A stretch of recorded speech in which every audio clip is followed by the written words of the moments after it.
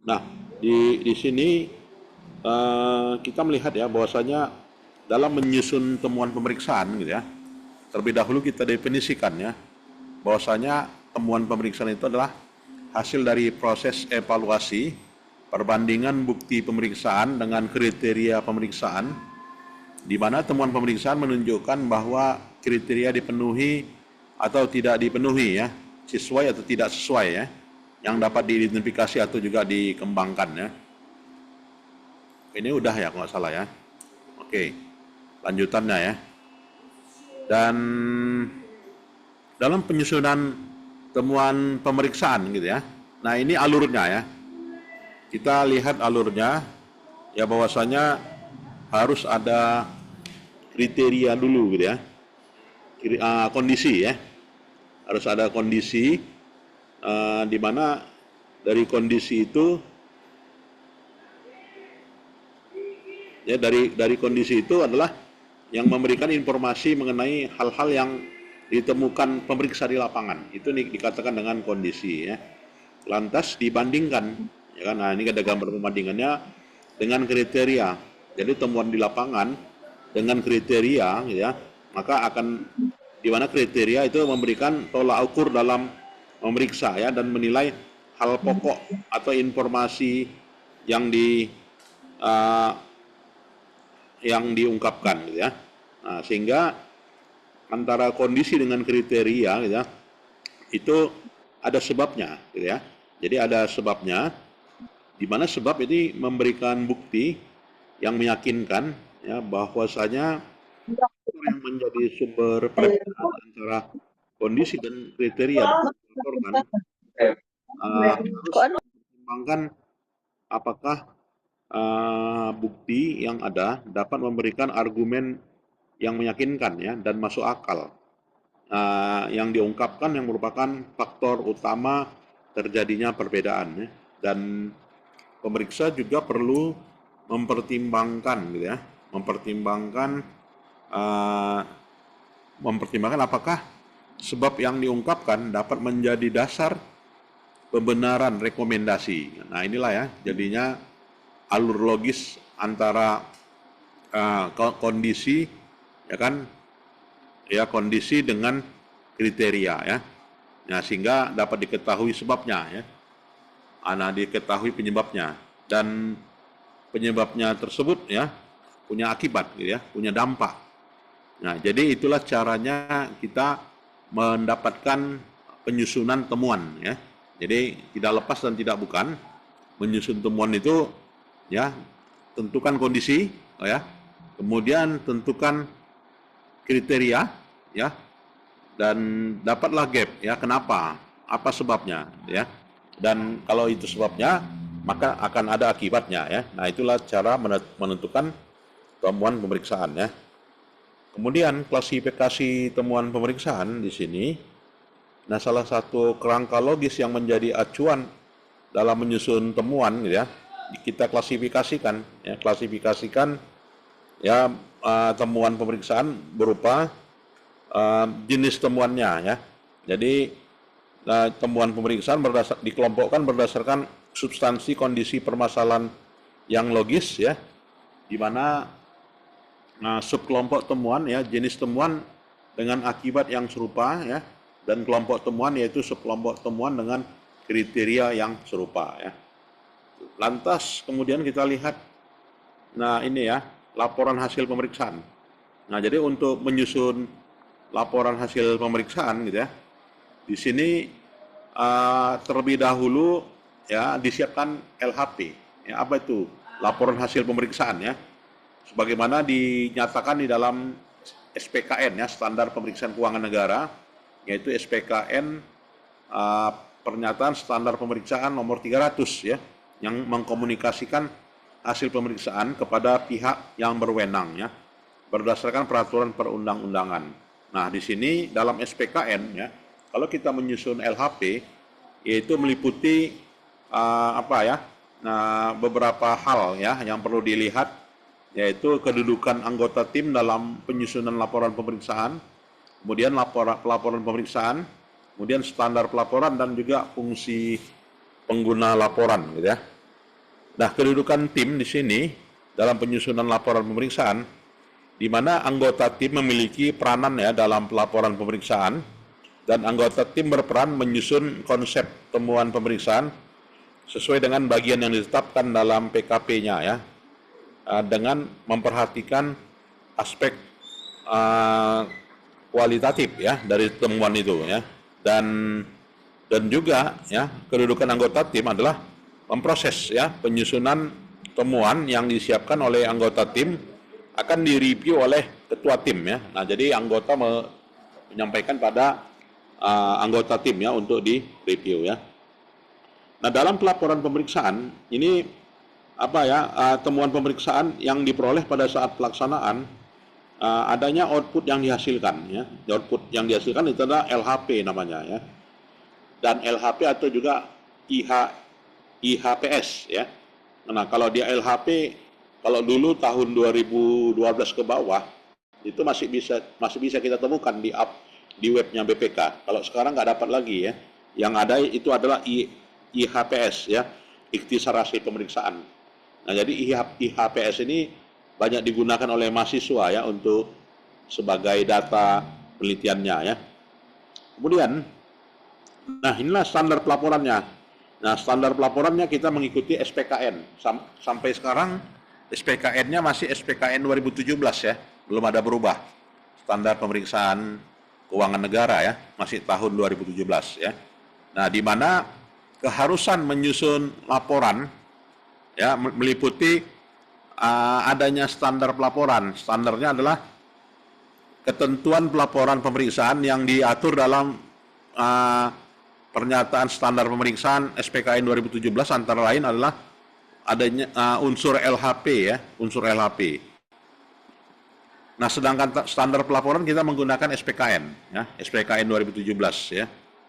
Nah, kemudian juga dalam standar pelaporan ya, itu ada penerbitan dan distribusi laporan.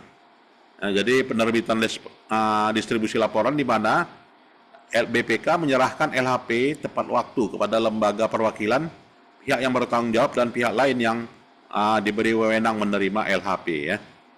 Nah, standar pelaporan, nah ketentuan pelaporan pemeriksaan yang diatur dalam SPKN 2017 itu adalah adanya tinjut. Nah, apa itu? Tindak lanjut gitu ya. Jadi tindak lanjut sini BPK memantau secara periodik ya tindak lanjut hasil pemeriksaan dan penyampaian hasil pemantauannya kepada lembaga perwakilan dan pihak yang bertanggung jawab ya.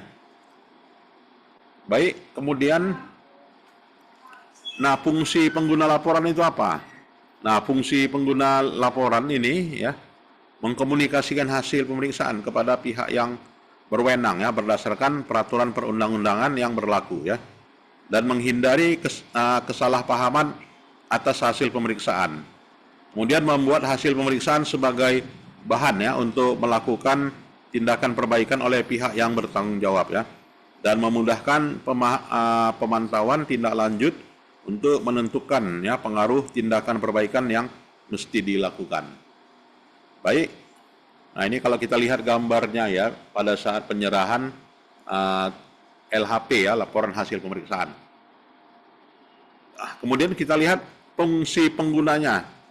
Nah, bisa lembaga perwakilan ya, bisa pemerintah dan juga pihak yang berkepentingan. Nah, inilah pengguna laporan hasil pemeriksaan ya.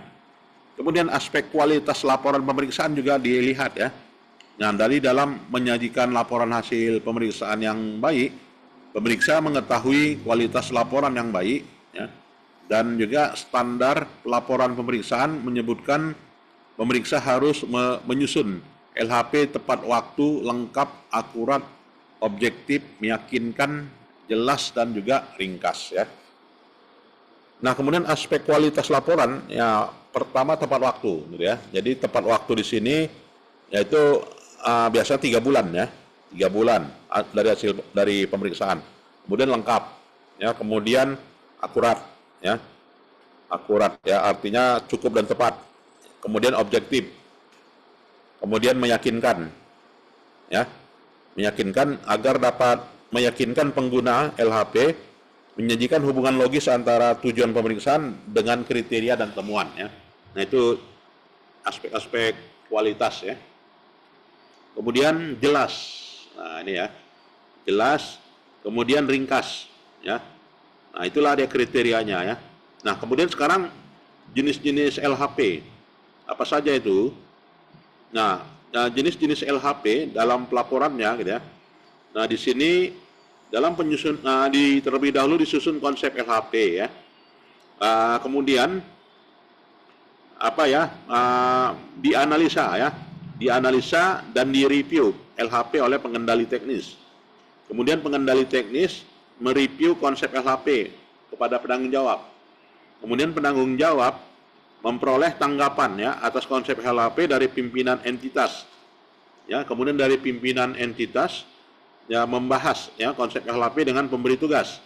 Dan konsep LHP dan pemberi tugas diterbitkan ya dan juga menyampaikan LHP ya.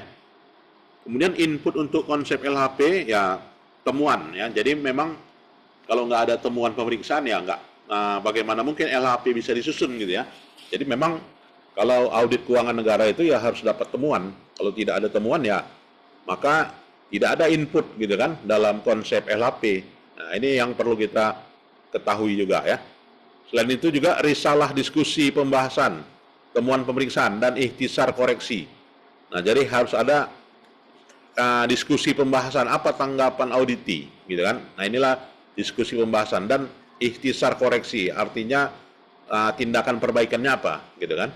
Nah, itu diisi dalam LHP.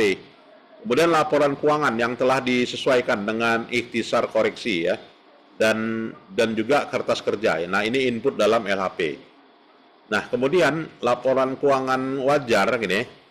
Bahwasanya prinsip akuntansi berterima umum digunakan ya untuk menyusun laporan keuangan ya. Perubahan penerapan prinsip akuntansi berterima umum dan periode ke periode telah cukup dijelaskan ya. Dan juga informasi dalam catatan yang mendukungnya telah digambarkan dan dijelaskan dengan cukup berdasarkan prinsip akuntansi yang diterima umum. Nah, itu ya.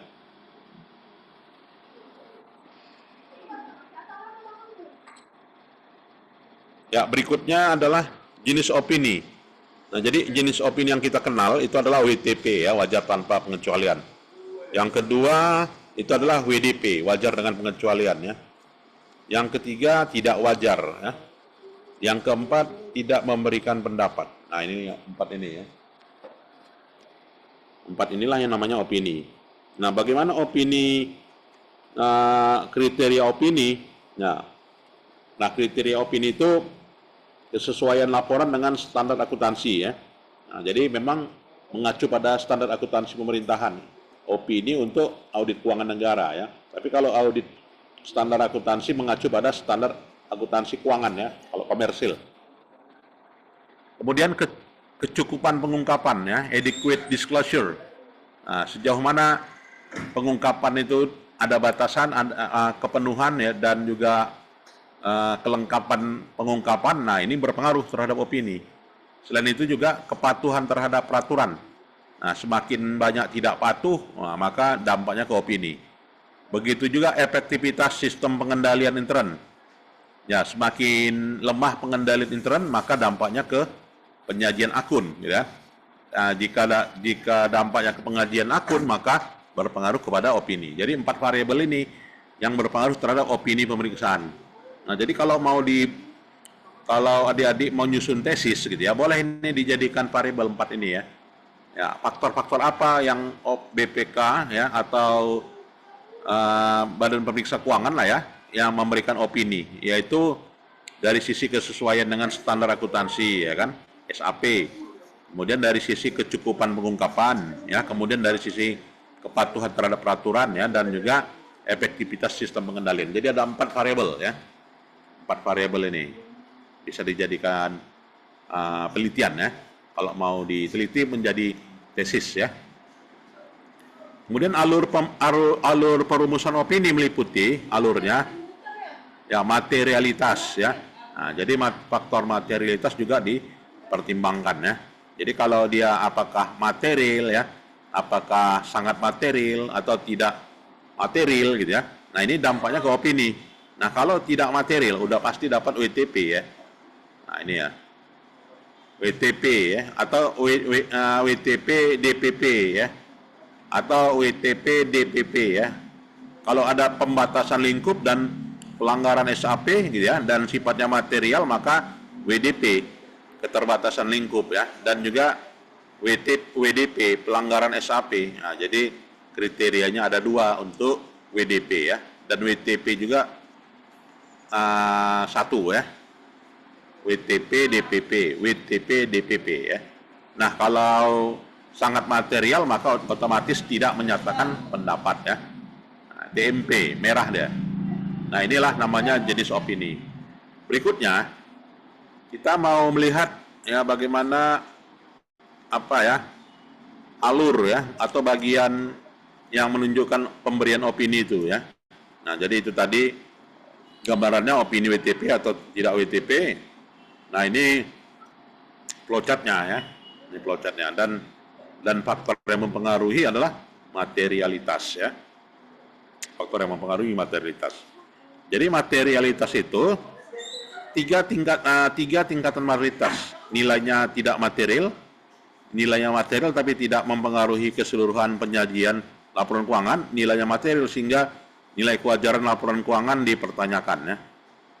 Kemudian juga keterbatasan lingkup ya, keterbatasan lingkup ya, dan juga pervasiveness. Nah, ininya pervasiveness yaitu pengaruh atau dampak suatu akun terhadap keseluruhan. Nah, ini pervasiveness. Jadi sifat dari pervasiveness berpengaruh secara keseluruhan diantaranya dapat dilihat dari kompleksitas ya, kemudian proporsinya terhadap laporan keuangan secara keseluruhan dan persyaratan pengungkapan ya yang bersifat fundamental ya. Nah, sedangkan jenis LHP-nya ada tiga ya. Nah, biasanya tiga, yaitu laporan hasil pemeriksaan, laporan keuangan, buku 2-nya, laporan hasil pemeriksaan sistem pengendalian, buku 3-nya, laporan hasil pemeriksaan patuhan ya terhadap peraturan perundang-undangan ya. Nah, ini. Nah, saya kira itu saja dulu ya. Nanti minggu depan kita lanjutkan kembali mengenai gaya bahasa laporan pemeriksaan ya, karena pembahasan ini cukup banyak ya. Nah, dari gaya bahasa pelaporan pemeriksaan. Mungkin ada yang mau diskusi, silakan. Baik, tidak ada ya. Dan absennya akan saya create ya. Akan saya create di sebentar lagi ya. Ini yang hadir 10 orang ya. Baik, terima kasih dan selamat sore. Assalamualaikum warahmatullahi wabarakatuh. Waalaikumsalam warahmatullahi wabarakatuh. Makasih, Pak. Nanti silakan absen ya. Iya, Pak. Baik, terima kasih. Boleh meninggalkan ruangan.